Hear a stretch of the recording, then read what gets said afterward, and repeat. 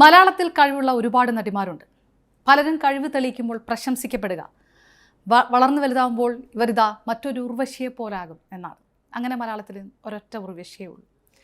കേന്ദ്ര കഥാപാത്രമായ ഉർവശി വീണ്ടും മലയാളികൾക്ക് മുന്നിലെത്തുമ്പോൾ നമുക്കൊപ്പം L Jagadamba 7ാം class B pan panchayat ചിത്രം. ഈ മലയാള സിനിമ ഇപ്പോൾ പാൻ ഇന്ത്യൻ ആണ് എന്ന് പറഞ്ഞുള്ള ആഘോഷങ്ങൾ നടക്കുന്ന ഒരു സമയത്ത് ഈ പാൻ പഞ്ചായത്ത് എന്ന് പറയുന്നത് ഒരല്പം നർമ്മമോ സർക്കാസമോ ഒരു ഉർവശി സ്റ്റൈലാണോ? അല്ല, ഒരിക്കലും അല്ല. ഇതൊരു ശിവപ്രസാദ് സ്റ്റൈലാണ്. കാരണം ഇത് ആദ്യം ഈ സിനിമയുടെ ഒരു പരസ്യത്തെക്കുറിച്ച് തീരുമാനിച്ചപ്പോൾ തന്നെ, അങ്ങനെ സംസാരിച്ചു തുടങ്ങുമ്പോൾ തന്നെ എൻ്റെ സിനിമ ഒരു പാൻ പഞ്ചായത്ത് സിനിമയാണ് എന്ന് പറഞ്ഞു. കാരണം അദ്ദേഹത്തെ സംബന്ധിച്ചിടത്തോളം എൻ്റെ എല്ലാ കാര്യങ്ങളും നിയമപരമായിട്ടുള്ള നമ്മൾ എന്തൊക്കെ നമ്മുടെ വീട്ടിന് വേണ്ടി എന്തൊക്കെ ചെയ്യണം, കുടിവെള്ളത്തിൻ്റെ പ്രശ്നം അല്ലെങ്കിൽ ഒരു വീടിൻ്റെ പ്രശ്നം, ഒരു വസ്തുവിൻ്റെ പ്രശ്നം, എന്ത് കാര്യങ്ങളും പരിഹരിക്കപ്പെടുന്നത് നാട്ടിൻപുറത്ത് പഞ്ചായത്ത് വഴിയാണ്. രാഷ്ട്രീയവും അവിടെ നിന്നാണ്. അപ്പോൾ അതുമായിട്ട് ബന്ധപ്പെട്ട ഒരു സിനിമ ചെയ്യണമെന്നുള്ളത് 10 വർഷത്തിന് മുമ്പേ പറഞ്ഞു തരുന്നൊരു സംഗതിയാണ്. അങ്ങനെ വന്നപ്പോൾ ഒരുപാട് ലൈവായിട്ടുള്ള ക്യാരക്ടേഴ്സ് വന്നു, ഒരുപാട് സംഗതികൾ വന്നു. അങ്ങനെ ഒരു പാൻ പഞ്ചായത്ത് സിനിമയെന്ന് ഞാൻ ഇടൂ എന്ന് അപ്പോഴേ തീരുമാനിച്ചതാണ്.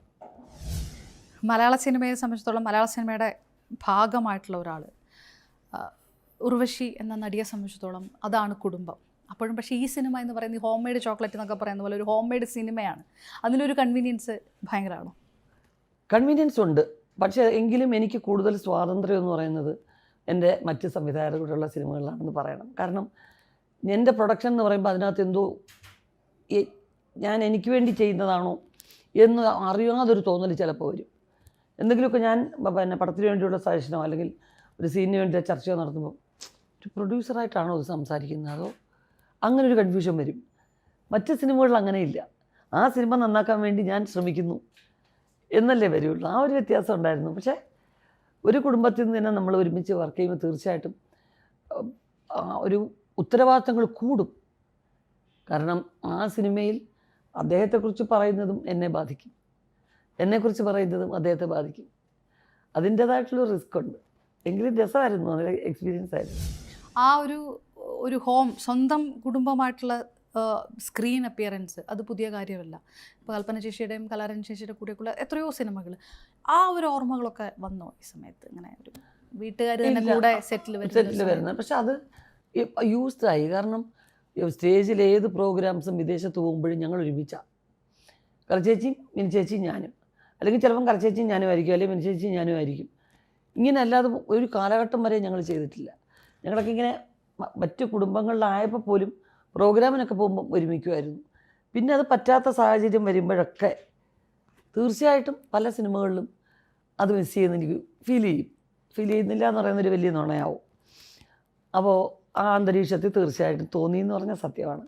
പക്ഷെ അവർക്കൊന്നും പെർഫോം ചെയ്യാൻ പറ്റുന്ന അങ്ങനത്തെ തരത്തിലുള്ള റോളുകൾ ഉണ്ടായില്ല എന്നുള്ളതാണ് സത്യം. സ്ത്രീ കഥാപാത്രങ്ങൾക്ക് പ്രാധാന്യമുണ്ടോ ഉർവശിയുടെ ചിത്രത്തിൽ എന്നുള്ള ചോദ്യം എനിക്ക് ചോദിക്കാൻ പറ്റുന്നില്ല. ഞങ്ങൾ കണ്ടു തുടങ്ങുന്ന സിനിമ തൊട്ടേ അങ്ങനെയാണെങ്കിൽ അത് സ്ത്രീ കഥാപാത്രങ്ങൾക്ക് പ്രാധാന്യമുള്ള സിനിമയായിരിക്കും. എൽ ജഗദംബ അത് കേന്ദ്ര കഥാപാത്രമാണ്, ടൈറ്റിൽ റോളാണ്. എത്രത്തോളം പ്രാധാന്യമുള്ള, അതിന് വനിതാ കഥാപാത്രങ്ങളാണോ കൂടുതലും? ഉണ്ട്, സ്ത്രീകൾക്ക് നല്ല പ്രാധാന്യമുണ്ടെന്നാൽ പുരുഷനും അതിലേറെ പുരുഷന്മാരുണ്ട് സിനിമയിൽ. സത്യം പറഞ്ഞാൽ എണ്ണത്തിൽ നോക്കുകയാണെങ്കിൽ പുരുഷന്മാരായിരിക്കും കൂടുതൽ. ആൾക്കൂട്ടം കുറച്ച് ഉള്ള ഒരു സിനിമയാവും. കാരണം ഒരു നാട്ടിൻപുറവും ഒരു പഞ്ചായത്തോ ആയിട്ട് ബന്ധപ്പെട്ട കാര്യങ്ങളൊക്കെ പറയുമ്പം ഉണ്ടാവുമല്ലോ. എങ്കിലും ഈ പറഞ്ഞ പോലെ തന്നെ അപർണ പറഞ്ഞതുപോലെ കേന്ദ്ര കഥാപാത്രം എന്ന് പറയുന്നത് എനിക്ക് ഒരു പുതിയ സംഭവമായിട്ട് അങ്ങനെ തോന്നാറില്ല. പക്ഷെ ഞാൻ 2 സീനോ 1 സീനോ ആണെങ്കിൽ പോലും അത് ഒരു വലിയ ഒരു സംഭവമായിട്ട് വിചാരിച്ച് തന്നെയാണ് ചെയ്യുന്നത്. അതിനെ ഒരു ഗുരുത്വക്കേടായിട്ട് ഞാൻ കാണാറില്ല. ഒരുപാട് സീൻസുള്ള സിനിമയായാലും എങ്കിൽ പോലും കുറച്ച് സിനിമകളൊക്കെ കൂടുതൽ ചെയ്തതിന് ശേഷം എനിക്ക് തോന്നിയിട്ടുള്ളത് നമ്പർ ഓഫ് സീൻസ് ഒരുപാട് ഇല്ലാതിരിക്കുന്നതാണ് ഭേദം. നമ്മളിങ്ങനെ ഓരോ ഫ്രെയിമിലും കണ്ട് വിമർശിച്ചുകൊണ്ടിരിക്കാൻ അവസരം കൊടുക്കാതിരിക്കുന്നതല്ലേ നല്ലതെന്ന് തോന്നാറുണ്ട്. ഇതിൽ പക്ഷേ എല്ലാവർക്കും അവസരമുണ്ട്. ടൈറ്റിൽ അങ്ങനെ യാദൃച്ഛമായിട്ട് വന്നേ ഉള്ളൂ, അതിൻ്റെ ഒരു കൗതുകത്തിന് വേണ്ടി. അല്ലാതെ അത് ടൈറ്റിലോട് ആക്കിക്കൊണ്ടൊരു പടം നമ്മൾ ഉദ്ദേശിച്ചേയില്ല. എല്ലാ അഭിമുഖങ്ങളും പറഞ്ഞു കേട്ടിട്ടുണ്ട് ഒരു നല്ല വില്ലത്തിയായിട്ട് അഭിനയിക്കണം എന്ന് ആഗ്രഹമുണ്ട്. നമ്മൾ കണ്ടു കിടന്ന സിനിമയിലൊക്കെ ചെറിയ ചെറിയ വില്ലത്തരങ്ങളൊക്കെ നല്ലതായിട്ട് ചെയ്തിട്ടുള്ള ഒരുപാട് കഥകളുമുണ്ട്. പഞ്ചായത്ത് രാഷ്ട്രീയമായതുകൊണ്ടും ഇനി ഒരു ചെറിയ ഒരു വില്ലൻ ടച്ചുള്ള ഒരു കഥാപാത്രമാണോ? അത് ചോദിച്ചൊരു സസ്പെൻസാണ്. ഒരു അത്യാവശ്യം ഞാൻ പറഞ്ഞില്ലേ, ഒരു കഥാപാത്രം ഉണ്ടാക്കിയെടുത്ത് ഒരു വില്ലത്തരമുള്ള കഥാപാത്രം അല്ലെങ്കിൽ ഹാസ്യം നിറഞ്ഞ അങ്ങനെയുള്ള ഒരു സംഗതിയല്ല. വളരെ നാച്ചുറലായിട്ടൊരു പശ്ചാത്തലം നമുക്ക് വന്ന് ഭവിച്ചു ഒരു കഥയിൽ. അപ്പോൾ അതിനകത്ത് സ്വാഭാവികമായിട്ടൊരു സ്ത്രീക്കുണ്ടാകുന്ന എല്ലാ ഭാവങ്ങളും ഉള്ളതുപോലെ ചിലപ്പം ഇതും ചെറുതായിട്ടുണ്ടായേക്കാം. ഇതിൽ പഞ്ചായത്ത് രാഷ്ട്രീയം ഉണ്ടല്ലോ സ്വാഭാവികമായിട്ടും. ഇപ്പോൾ സിനിമാക്കാർ കൂടുതൽ രാഷ്ട്രീയത്തിൽ വരുന്ന സാഹചര്യങ്ങളും അത് നിറഞ്ഞു നിൽക്കുന്ന ഒരു സാഹചര്യമൊക്കെയാണ്. സമകാലികരായി ഇപ്പോൾ ശോഭന പോലും രാഷ്ട്രീയത്തിലേക്ക് വരുന്നു എന്നുള്ള സൂചനകളൊക്കെ വരുന്ന ഒരു സാഹചര്യത്തിൽ അത്തരം ഒരു പൊളിറ്റിക്കൽ ഒരു ടച്ചൊക്കെയുള്ള ഒരു സിനിമയാണോ ഈ ചെയ്യുന്നത്? ഇല്ല, ഞാനൊരു സിനിമ സംവിധാനം ചെയ്യുന്നു എന്ന് ആരെങ്കിലും ചോദിക്കുമ്പോൾ എനിക്ക് വലിയ ടെൻഷനാണ്. കാരണം അതൊന്നും എനിക്ക് പറ്റുന്ന കാര്യങ്ങളല്ല. നമുക്ക് സഹകരിച്ച് പോവുക എന്നുള്ളതല്ലാതെ ഒരു ക്യാപ്റ്റൻസിയിലേക്ക് പോവുക എന്നുള്ളൊരാഗ്രഹം ഒരിക്കലും ഒരു കാര്യത്തിലും ഉണ്ടായിട്ടില്ല. പങ്കെടുത്ത് പോവുക, അത്രയേ ഉള്ളൂ. അതുകൊണ്ട് തന്നെ നമുക്ക് ഒരു പ്രത്യേക അറ്റൻഷൻ എനിക്ക് മാത്രമായിട്ട് കിട്ടുന്ന ഒരു സെറ്റപ്പ് ഞാൻ ആലോചിക്കുകയില്ല. അതിപ്പം രാഷ്ട്രീയമായാലും സിനിമയായാലും മറ്റേത് സംഗതിയായാലും ഞാനും പങ്കെടുത്തു, അത്രയേ ഉള്ളൂ. അതേ താല്പര്യമുള്ളൂ. ഇതിപ്പോൾ പുതിയ തലമുറയിലും ഉള്ള ഒരുപാട് പേരുണ്ടല്ലോ. മലയാള സിനിമ പുതിയ തലമുറയുടെ അങ്ങനെ ഒരു ജോണർ കുറേ സിനിമകൾ വരുന്നൊരു സമയമൊക്കെ ഉണ്ട്. ഏതാണ് പ്രേക്ഷകർക്ക് ഇഷ്ടപ്പെടുക? സൂപ്പർ സ്റ്റാർ സിനിമകളാണോ, പുതിയ തലമുറയാണോ എന്ന് പിടികിട്ടാത്ത ഒരു വല്ലാത്ത ആശയക്കുഴപ്പമുണ്ടാക്കുന്ന പ്രേക്ഷകരാണ് ഇപ്പോൾ. അതൊരു ഇപ്പോഴത്തെ സിനിമ നിർമ്മിക്കുമ്പോൾ ഒരു ചലഞ്ചാണോ, ഒരു വെല്ലുവിളിയാണോ? എന്ത് ഇഷ്ടപ്പെടും പ്രേക്ഷകർക്ക്? എല്ലാ കാലത്തും സിനിമാ നിർമ്മാണം എന്ന് പറയുന്നത് ചലഞ്ച് തന്നെയാണ്. കാരണം ഇതൊരു ഗാംബ്ലിംഗ് അല്ലേ. കൃത്യമായിട്ട് ഇതിനൊരു ഇത്ര ദിവസം ഈ പടം ഓടും, ഇത്ര ദിവസം കൊണ്ട് ഷൂട്ടിംഗ് എത്ര ദിവസം കൊണ്ട് തീരുമെന്ന് പോലും കൃത്യത നമുക്ക് നിശ്ചയിക്കാൻ പറ്റത്തില്ല. വെറുതെ ഒരു പേരിന് 40 ദിവസം ഷൂട്ട് ചെയ്യാം എന്ന് പറയുമെന്നല്ലാതെ ഇതെല്ലാം നമ്പരാൻ്റെ കയ്യില്ല. ഈ പടം എടുക്കുന്നു ഒരു വിശ്വാസത്തിൽ. അതുകൊണ്ടാണ് ചൂതാട്ടം എന്നുള്ള വാക്ക് തന്നെ ഉപയോഗിച്ചത്. ഒരുവിധം കാര്യങ്ങൾ പ്ലാൻ ചെയ്യണം എന്നുള്ളത് സത്യമാണ്. പക്ഷേ ബാക്കിയൊക്കെ നമ്മളുടെ വിശ്വാസങ്ങളും പ്രതീക്ഷകളുമാണ്.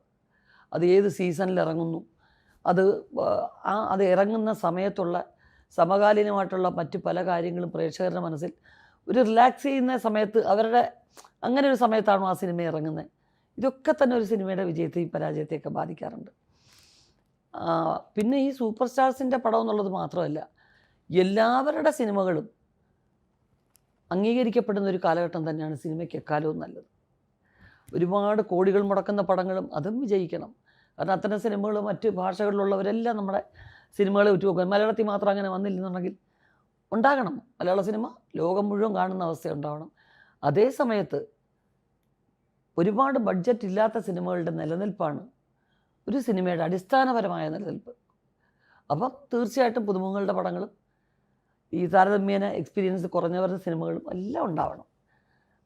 അതൊരിക്കലും അതിനെ നമ്മളൊരു ഭയങ്കര ചാലഞ്ചായിപ്പോയി, ഒരു വെല്ലുവിളിയായിപ്പോയി അങ്ങനെ ഉണ്ടാകരുത്. ഗ്യാരണ്ടിയുള്ള കുറച്ച് ആർട്ടിസ്റ്റുകൾ മാത്രം നിന്നാൽ മതി, അങ്ങനെ പാടില്ലല്ലോ.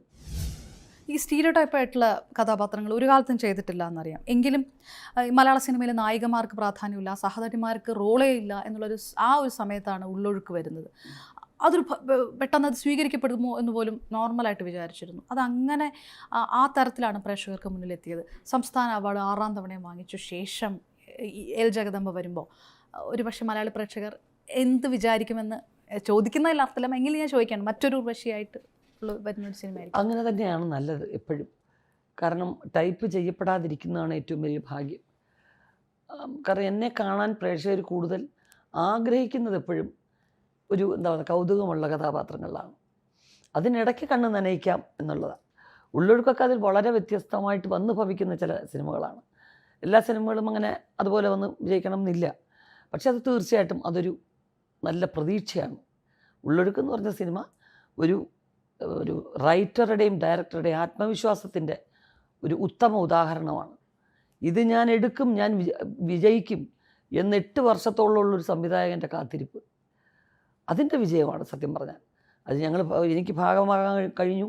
പാർവതിക്കും അതുപോലെ തന്നെ. പാർവതി നല്ല ആർട്ടിസ്റ്റാണ്, കഴിഞ്ഞത് വലിയ ഭാഗ്യം. പക്ഷേ ഇത് ഇങ്ങനെ തന്നെ ആവണം എന്നുള്ളത് ആഗ്രഹിച്ച് തന്നെ ചെയ്തതാണ്. ഇങ്ങനെ കാണാനും എൻ്റെ പ്രേക്ഷകർക്ക് എന്നെ കൂടുതൽ ഇങ്ങനെ കാണാനുമാണ് ഇഷ്ടം. ഇപ്പോഴത്തെ മലയാള സിനിമ പ്രേക്ഷകർ ഇപ്പോൾ സോഷ്യൽ മീഡിയയിലുള്ള ഒരു ഇടപെടലിനൊക്കെ ശേഷം എന്താണെന്ന് കുറച്ചും കൂടെ റിയലായിട്ട് മോണിറ്റർ ചെയ്യും, അതിന് കൂടുതൽ കയ്യടിയൊക്കെ കൊടുക്കുന്ന ഒരു സാഹചര്യത്തിലേക്ക് തുടങ്ങി. അതായത് ഈ സിനിമയിലുള്ള വെള്ളിത്തിരയിലെ പ്രകടനം മാത്രം പോരാ, അല്ലാതെയും നിങ്ങൾ നിലപാടെടുക്കണം, നടന്മാരാണെങ്കിലും നടിമാരാണെങ്കിലും എന്നൊക്കെ പറയുന്ന ഒരു തലമുറയാണ്. ആ സമയത്താണ് മലയാള സിനിമ ഒരു കലങ്ങി നിൽക്കുന്ന ഒരു സമയത്താണ് ഉള്ളൊഴുക്ക് വരുന്നത്. ഉറുശേച്ചി ആ സമയത്ത് നടത്തിയ പാർവതിക്കൊപ്പം നിന്ന് അതൊരു പക്ഷേ നിങ്ങളുടെ ആ ഒരു തലമുറയിൽ നിന്ന് ആരും പറഞ്ഞു കേൾക്കാത്തൊരു കാര്യമാണ്. വല്ലാത്തൊരു ബോൾഡായിട്ട് പറഞ്ഞു എന്ന് തോന്നി. അത് ആർക്കെങ്കിലും പരിഭവം ഉണ്ടാക്കിയോ, അതോ പറഞ്ഞത് ശരിയായി എന്ന് തന്നെ തോന്നുന്നു? എൻ്റെ കുടുംബത്തിൽ ആർക്കും സിനിമയ്ക്കെതിരായിട്ട് സംസാരിക്കാൻ പറ്റില്ല. ഞാൻ എൻ്റെ വീട്ടിൽ വളർത്തുന്ന പൂച്ചക്കുട്ടി വരെ കഴിക്കുന്ന അന്നം ഈ സിനിമയെന്നുള്ളതാണ്. അപ്പോൾ അതിനെ നിഷേധിച്ചോ ഒന്നും പറയാൻ കഴിയില്ല. പക്ഷെ ഞാനൊരു കോളേജിൽ പഠിച്ചിറങ്ങിയിട്ട് എൻ്റെ കോളേജിൽ പ്രണയമേ ഉണ്ടായിട്ടില്ല, എൻ്റെ കോളേജിൽ ഇങ്ങനെ ഒന്നും സംഭവിച്ചിട്ടില്ല എന്ന് പറയുന്നത് അത് അന്യായമായൊരു പ്രസ്താവനയായി പോവില്ലേ? എല്ലാ സ്ഥലങ്ങളിലും ഉള്ളതുപോലെ ഇവിടെയും ഉണ്ട്. എൻ്റെ ഒരു അനുഭവങ്ങളിലൂടെ എൻ്റെ ടീനേജ്, എൻ്റെ കോളേജ് സ്കൂളും ഒക്കെ ഇവിടാണ്. ഹൈസ്കൂളായപ്പോൾ ഞാൻ ബേബി ആർട്ടിസ്റ്റായിട്ട് വന്നതാണ്. അപ്പോൾ എൻ്റെ അനുഭവങ്ങൾ കൂടുതലും ഇവിടെയാണ്, പുറത്തല്ല. അപ്പോൾ എനിക്ക് പറയാൻ പറ്റുന്നത് ഇവിടെയേ ഉള്ളൂ. അതിൻ്റെ അടുത്ത് ഇപ്പോൾ ഒരു അധ്യാപകൻ ഒരു വിദ്യാർത്ഥിനിയോട് അല്പം മോശമായി പെരുമാറിയുന്ന ഒരു പെൺകുട്ടി പരാതിപ്പെട്ടാൽ അല്ലെങ്കിൽ പറഞ്ഞാൽ അതിൻ്റെ അടുത്ത ലോകത്തുള്ള എല്ലാ കോളേജുകളിലും ഈ അധ്യാപകർ മോശക്കാരാണോ? അങ്ങനെ അർത്ഥമാക്കുന്ന കാര്യമില്ലല്ലോ. അവരങ്ങനെ പറഞ്ഞു, ഇത്രയും നാൾ ഈ കോളേജിൽ പഠിച്ചിറങ്ങിയിട്ട് കോളേജ് അധ്യാപകൻ മോശമായിട്ട് പെരുമാറിയെന്ന് പറയാനേ പാടില്ല എന്ന് പറയുന്നത് സ്റ്റുപ്പിഡല്ലേ? അങ്ങനെയുള്ളവരും ഉണ്ടായിരുന്നു എന്നേ അർത്ഥമുള്ളൂ. അത് ഒരു ചോദ്യം ചോദിക്കും, എന്നോട് അങ്ങനെ ആരും പെരുമാറിയിട്ടില്ല, ഇവിടെ നിന്നും ആരും അങ്ങനെ പെരുമാറാറില്ല എന്ന് പറയുന്നതൊരു മോശം ഉത്തരമാണ്, അസത്യവുമാണ്. അങ്ങനെ ഉള്ളവരും ഉണ്ടായിരുന്നു, പക്ഷേ അങ്ങനെ അല്ലാത്തവരാണ് കൂടുതലും എന്നുള്ളതാണ് വാസ്തവം. കള്ളനാണയങ്ങളായിട്ടുള്ള സ്ത്രീകളില്ലേ ഇവിടെ? എന്തിനെ പറയുന്നതാ? എൻ്റെ ഈ എൽജാതമ ഷൂട്ടിംഗ് നടക്കുന്ന സമയത്ത് ഒരു സ്ത്രീ നിരന്തരം എന്നെ വിളിച്ച് പറഞ്ഞു, കാരണം ഇപ്പം എക്സ്പീരിയൻസ്ഡ് ആർട്ടിസ്റ്റാണ്, വനിതാ കമ്മീഷൻ്റെ ഭാഗമായിട്ട് അവിടെ സ്ത്രീകളുടെ കാര്യങ്ങളിൽ മേൽനോട്ടം. അപ്പോൾ എന്നെ നിരന്തരം വിളിച്ചുകൊണ്ടിരിക്കുന്നു. അതിനകത്ത് ജൂനിയർ ആർട്ടിസ്റ്റിനെ സെലക്ട് ചെയ്യുന്ന ആൾക്കാർ എന്നോട് മോശമായിട്ട് പെരുമാറി നിങ്ങളുടെ സിനിമയുടെ സെറ്റിൽ ഞാൻ വന്നപ്പോൾ. എന്നിട്ട് പൈസ ചോദിക്കുമ്പോൾ അത് കയ്യിൽ ഇങ്ങനെ വെച്ചേ തരത്തുള്ളൂ, അല്ലാതെ കയ്യിൽ ഇങ്ങനെ തരത്തില്ല, അങ്ങനെയൊക്കെയുള്ള ഒരാളാണ് നിങ്ങളുടെ സിനിമയിൽ വെച്ച ആൾ. ആ ആൾ എന്നോട് മോശമായിട്ട് പെരുമാറി, എന്നെ അഭിനയിപ്പിക്കാമെന്ന് പറഞ്ഞിട്ട് നിങ്ങളുടെ അസോസിയേറ്റ് ഡയറക്ടറും ഇതൊന്നും കേട്ടില്ല, എന്നെ അഭിനയിപ്പിച്ചില്ല എന്നൊക്കെയുള്ള പരാതികൾ പറഞ്ഞു. ഞാൻ പറഞ്ഞു, വരൂ, നേരിട്ട് വരൂ എന്ന് പറഞ്ഞു. നല്ലൊരു സീനും കൊടുത്തു. ഒരു ഡയലോഗ് പോയിട്ട് നേരെ ഒന്ന് നിൽക്കാൻ പോലും ആ സ്ത്രീക്ക് അറിയില്ല. ഒരു കവലയുടെ പശ്ചാത്തലത്തിൽ ഒരു ബാക്ക്ഗ്രൗണ്ടിൽ ഒരു തുണിക്കടയിൽ ഇരിക്കുന്ന ഒരു സംഗതിക്കാണ് ആ സ്ത്രീയെ വിളിപ്പിച്ചിരുന്നത്. അതുപോലും മര്യാദയ്ക്ക് ക്യാമറയെ നോക്കാതെ ഇരിക്കാൻ പറ്റാത്തൊരു. അപ്പോൾ ആ അസത്യമായിട്ടുള്ളൊരു കാര്യം പറയാമോ? അപ്പോൾ അങ്ങനെയുള്ള സ്ത്രീകളും ഇല്ലേ ഇവിടെ? അപ്പോൾ നമ്മൾ രണ്ട് ഭാഗവും പറയും. അതൊക്കെ തന്നെ പരിഭവിക്കുന്ന ഒരു അന്തരീക്ഷം സിനിമയിലുണ്ടാവുന്നത് വളരെ അനാരോഗ്യമായ ഒരു കാര്യമാണ്. ഈ ഹേമ കമ്മിറ്റിയുടെ സമയത്ത് പറഞ്ഞു, സർക്കാരല്ല താരസംഘടനയാണ് നടപടിയൊക്കെ എടുക്കേണ്ടത്, ഇങ്ങനെ എന്താ പറയുക, സ്റ്റാർ നൈറ്റ് മാത്രം നടത്തിയാൽ പോരാ എന്നൊക്കെ പറഞ്ഞു. അവിടെയുള്ളവർ മുഴുവൻ എത്രയോ പതിറ്റാണ്ടുകളായിട്ട് പരിചയമുള്ള ആൾക്കാരാണ്. അവരൊരു പരിഭവം ഇങ്ങനെ പറഞ്ഞു. എന്നോട് നേരിട്ട് ആരും പറഞ്ഞിട്ടില്ല. ആർക്കെങ്കിലും പരിഭവം തോന്നിയാലും അവർക്കുള്ള ഉത്തരം ഇതാണ്, എന്നെയാണ് ഉർവശി ഉദ്ദേശിച്ചത് ചിന്തിക്കേണ്ട കാര്യമില്ല. അവരാരും എന്നോട് ഒരാൾക്കാരും പെരുമാറിയിട്ടില്ല. പെരുമാറാതിരിക്കുക എന്ന് പറയുന്നത് പുരുഷനും സ്ത്രീയും ഒന്നിച്ചിടപഴകി നടക്കുന്ന സ്ഥലങ്ങളിൽ അങ്ങോട്ടും ഇങ്ങോട്ടും തോന്നുന്ന താല്പര്യങ്ങളെ പങ്കുവയ്ക്കാതിരിക്കാൻ പറ്റൂ? രണ്ടുപേർക്കും താല്പര്യമുള്ളെങ്കിൽ ആർക്കും പരാതിയില്ല. ബലമായിട്ട് നമ്മളെ അതിലേക്ക് നയിക്കാൻ ശ്രമിക്കുന്നു, നമ്മളെ അപകടപ്പെടുത്താൻ ശ്രമിക്കുന്നു, എങ്കിലല്ലേ അവിടെ പ്രശ്നമുള്ളൂ. അത്തരക്കാരും ഇവിടെ ഉണ്ടായിരുന്നു എന്നുള്ളത് നമുക്കറിയാം എന്ന് മാത്രമേ പറഞ്ഞുള്ളൂ. അതിന് അവിടെ ആർക്കെങ്കിലും, അമ്മ സംഘടന എന്ന് പറയുന്നത് ഞങ്ങൾക്ക് വേണ്ടിയുള്ള സംഘടനയല്ലേ? ഒരുപാട് നല്ല കാര്യങ്ങൾ അവിടെ ചെയ്യുന്നുണ്ട്. മാസാമാസം കിട്ടുന്ന ആ കൈനീട്ടത്തിന് വേണ്ടി കാത്തിരിക്കുന്നവരുണ്ട്. അത്തരം ഒത്തിരി കാര്യങ്ങൾ എത്ര പേർക്ക് വീട് വെച്ച് കൊടുക്കുന്നു. അതൊക്കെ ഈ സ്റ്റാർ നൈറ്റ് നടത്തിയ കിട്ടുന്നത്. അതിനെ ഒന്നും മോശമായിട്ടല്ല പറഞ്ഞത്. പക്ഷെ ഒരു നിലപാടെടുക്കുമ്പോൾ അത് വ്യക്തിത്വത്തോടു കൂടി ഉള്ള സംസാരങ്ങൾ പ്രേക്ഷകർ പ്രതീക്ഷിക്കും. ഒരു ഉത്തരവാദിത്തമായിട്ടുള്ളൊരു മറുപടി പ്രതീക്ഷിക്കും. അല്ലാതെ ഈ വഴവഴ കൊഴകൊഴ എന്നുള്ള സമ്പ്രദായം പറയാതിരിക്കുക. ഒരു നിലപാട് തീർച്ചയായിട്ടും അത്തരം ഒരു സംഗതി ഉണ്ടായാൽ ഞങ്ങളുടെ ആഭ്യന്തര കാര്യമാണത്. അത് നിങ്ങളോട് നിങ്ങളുടെ മുമ്പിൽ വെച്ചാവണമെന്നില്ല. പക്ഷേ അതിൽ ഞങ്ങൾക്ക് ഞങ്ങളുടേതായിട്ടുള്ള നിലപാട് ശക്തമായിട്ടെടുക്കും എന്ന് പറയണമെന്നേ ഞാൻ പറഞ്ഞുള്ളൂ. അത് അപ്പോഴും ഇപ്പോഴും എപ്പോഴും എൻ്റെ അഭിപ്രായം അത് തന്നെയാണ്. ഈ സിനിമയിലൊക്കെ ഇടിവെട്ട് ഡയലോഗ് പറയുന്നവർ, അത് എഴുതുന്നവർ, അത് സംവിധാനം ചെയ്യുന്നവർ, ഇവരൊന്നും ഈ സമയത്തൊന്നും മിണ്ടിയില്ല. ഇപ്പം ഞങ്ങൾ ന്യൂസ് ചാനലുകളൊക്കെ ആ സമയത്ത് ചർച്ചയിൽ പ്രതീക്ഷിച്ചത് ഈ ഒരു നിലപാട് ആരെങ്കിലും പ്രകടിപ്പിക്കുമെന്നാണ്. നല്ല കഴിവുണ്ടായിട്ടും ഒരുപാട് കാലം പുറത്താക്കപ്പെട്ട പാർവതിക്കൊപ്പം ഒരു സിനിമ വരുമ്പോൾ ഉർവശി എന്നൊരു മുതിർന്ന നടി മാത്രമാണ് പറഞ്ഞത്. അതും ഞെട്ടിക്കുന്നതാണ്. പക്ഷെ അത്രയെങ്കിലും ഒരാൾ പറയണമല്ലോ എന്ന് വിചാരിച്ചു ആ സമയം. അല്ല, ഇതുകൊണ്ടാണ് ആരെയും വേദനിപ്പിക്കാനോ സിനിമയിൽ ആരെയും വേദനിപ്പിക്കാനോ ഒന്നും പറയാനോ പറ്റില്ല. സിനിമയിലുള്ളവരെ കുറിച്ച് മോശമായിട്ട് ഞാൻ പറയുമ്പോൾ ഞാൻ മലനിർന്ന് തുപ്പുന്ന പോലെ ആവുള്ളൂ. പക്ഷേ ഇതൊന്നും നടക്കാത്ത സ്ഥലമാണെന്ന് പറഞ്ഞാൽ എന്തോ മാനസികമായിട്ട് സിനിമാക്കാർക്ക് കുഴപ്പമുണ്ടെന്ന് അർത്ഥം വരും. ഞങ്ങൾക്കും ഇല്ലേ പ്രണയങ്ങൾ, വിചാരവികാരങ്ങൾ ഞങ്ങൾക്കും ഇല്ലേ? അത് എവിടെ ബലം പ്രയോഗിക്കുകയോ അപമാനിക്കാൻ ശ്രമിക്കുകയോ ചെയ്യുമ്പോഴേ എവിടെയും പരാതിയാവുന്നുള്ളൂ. അതിന് നടുറോഡിലായാലും വീട്ടിലായാലും എവിടെയും. സ്ത്രീക്ക് എവിടെയാണ് സുരക്ഷയില്ലാത്ത എല്ലാ സ്ഥലങ്ങളും യാത്രയിലുണ്ടോ? ഒറ്റയ്ക്ക് റോഡ് യാത്ര ചെയ്യുമ്പോഴുണ്ടോ? ഒരു സ്ഥലത്തുമില്ല. പക്ഷേ സിനിമയിൽ കുറച്ചുകൂടെ പ്രൊട്ടക്റ്റഡാണ്, സുരക്ഷിതരാണ്. നമ്മൾ ഒറ്റയ്ക്ക് ചെയ്യുന്ന ചില കാര്യങ്ങളും തീരുമാനങ്ങളും നമ്മളും കൂടെ കാരണമായിട്ട് ബാധിക്കുന്നുണ്ട് എന്നുള്ളതാണ്. അപ്പോൾ നിർബന്ധപൂർവ്വം ആരെ എന്ത് ചെയ്താലും അത് തെറ്റ് തന്നെയാണ്. ഈ 4 പതിറ്റാണ്ടുമായിട്ട് സിനിമയുടെ ഭാഗമാണ്. ഇപ്പോൾ ഈ പറയുന്നത്, അന്ന് സോഷ്യൽ മീഡിയ ഒന്നുമില്ല, ഇതുപോലെ ചാനലുകളുമില്ല. അന്നും ഇതുപോലത്തെ വിഷയങ്ങളൊക്കെ വന്നാൽ സെറ്റിൽ ഇങ്ങനെ തന്നെ തുറന്നടിച്ച് പറയുമായിരുന്നു. അല്ല, തുറന്നടിച്ച് പറയുക എന്ന് പറയുന്നത് കുറച്ച് പ്രായവും നമ്മുടെ അനുഭവ സമ്പത്തും കൂടെ വരുമ്പോൾ ഇതിനൊരു ഗൗരവം ഉണ്ടായെന്നിരിക്കാം ശബ്ദത്തിന്. പക്ഷേ കാര്യങ്ങൾ പറയാൻ പറ്റാത്തടത്ത് അസത്യം പറയാതിരിക്കുകയെങ്കിലും ചെയ്യുക, മിനിമം. അത് ഞാൻ എല്ലാ കാലത്തും ചെയ്തിട്ടുണ്ട്. ആരെയും വേദനിപ്പിക്കാൻ ഒരിക്കലും എൻ്റെ അമ്മ ഞങ്ങളെ പഠിപ്പിച്ചിട്ടില്ല. പക്ഷേ എന്ന് വിചാരിച്ച് പറയുമ്പം കള്ളം പറയരുത്, പറയേണ്ടി വരുമ്പോൾ. അങ്ങനെ പറഞ്ഞതുകൊണ്ട് സിനിമയിൽ നഷ്ടം ഉണ്ടായിട്ടുണ്ടോ? ഏതെങ്കിലും ചാൻസുകൾ പോവുകയോ അങ്ങനെയൊക്കെ സംഭവിച്ചിട്ടുണ്ടോ? അത് ഞാൻ ശ്രദ്ധിച്ചിട്ടേ ഇല്ല. അങ്ങനെ ഉണ്ടായിട്ടുണ്ടെന്ന് പലരും പറയുമ്പോഴും ഞാൻ വിചാരിക്കുന്നത് എന്തോ എനിക്കറിയില്ല. എൻ്റെ പ്രേക്ഷകർ എന്നെ സ്വീകരിക്കുന്നിടത്തോളം കാലം ഞാനിവിടെ ഉണ്ടാവും. അതിനപ്പുറത്തോട്ട് ആരെങ്കിലുമൊക്കെ അങ്ങനെ തീരുമാനിച്ചിട്ടുണ്ടോ എന്ന് ഞാൻ ചിന്തിച്ചിട്ടുമില്ല. അങ്ങനെ തീരുമാനിച്ചിട്ടുണ്ടെങ്കിലും അതിനപ്പുറമാണ് ദൈവം. ദൈവത്തെക്കാൾ വലിയ ഒരാളായിട്ട് ഞാൻ ആരെയും കണ്ടിട്ടില്ല. ഈ ഹേമ കമ്മിറ്റി വന്ന സമയത്ത് എല്ലാവരും പറഞ്ഞു മലയാള സിനിമ അത്രയെങ്കിലും തുറന്നു വരുന്നുണ്ടല്ലോ, മറ്റ് ഇൻഡസ്ട്രികളിലൊക്കെ ഇതൊന്നും ഇല്ലാത്തത് കൊണ്ടാണ് എന്ന് പറഞ്ഞു. തമിഴ് സിനിമയുടെ ഭാഗമായിട്ട് കരിയർ തുടങ്ങിയ ഒരാളാണ്. മലയാള സിനിമ ഒരു റെക്ടിഫിക്കേഷനിലൂടെ പോവുകയാണ്, മറ്റു സിനിമകൾ അതൊന്നുമില്ല, അങ്ങനെയാണോ? ഒരിക്കലുമല്ല. അതൊക്കെ വെറുതെ അല്ലേ? എല്ലാ സിനിമകളിലും ഉണ്ട്. ഇവിടെ ഇപ്പോൾ എന്ത് കാര്യമാണെങ്കിലും ഒരു നടുറോഡിൽ ഒരു വഴക്കുണ്ടായി രണ്ടുപേരും തങ്ങളിൽ സംസാരിക്കുമ്പോൾ അവിടെ ഏറ്റവും കൂടുതൽ ഇടപെടുന്ന ഒരു ജനത എന്ന് പറയുന്നത് കേരളമായിരുന്നു എല്ലാ കാലത്തും. മറ്റു സ്ഥലങ്ങളിൽ കുറച്ച് അയാൾ വലിയ വീട്ടിലെ ആളാണ്, ഇത് താഴേക്കടയിലെ ഒരാളാണ്, ഇടപെട്ട് കഴിഞ്ഞാൽ അയാൾക്ക് ദേഷ്യം വരും എന്ന് ചിന്തിക്കുന്നു. ഇവിടെ നമ്മുടെ നാട്ടിൻപുറങ്ങളിലും എന്താ വഴക്കെന്ന് ചോദിക്കാൻ ആരെങ്കിലും 3-4 പേര് കാണും. അങ്ങനെ ഒരു ജനങ്ങൾ എല്ലാ കാര്യത്തിലും ഇടപെടുന്ന ഒരു സ്റ്റേറ്റാണ്. നല്ലതും ചീത്തയും എല്ലാ സ്ഥലങ്ങളിലും ഉണ്ട്. ഈ ലോകമുണ്ടായ കാലം മുതൽ അങ്ങനെ തന്നെയല്ലേ? ലോകോൽപത്തി തന്നെ പറയുന്നത് സ്ത്രീയും പുരുഷനും എന്നല്ലേ പറയുന്നത്? അങ്ങനെയുള്ള സ്ഥലങ്ങളിൽ എല്ലാ സ്ഥലങ്ങളിലും സംഭവിക്കുന്നത് പോലെ ഇവിടെയും. അല്ലാതെ മറ്റ് സ്ഥലങ്ങളിൽ പരാതികൾ ഉണ്ടാകാത്തതിന് അവരുടേതായ കാരണങ്ങൾ ഉണ്ടാവുമായിരിക്കും. ഈ വനിതാ കമ്മീഷൻ്റെ ഒരു എക്സിക്യൂട്ടീവ് ഒരു പ്രതിനിധി ഈ കാര്യങ്ങൾ അന്വേഷിച്ചെന്ന് ഷൂട്ടിൻ്റെ.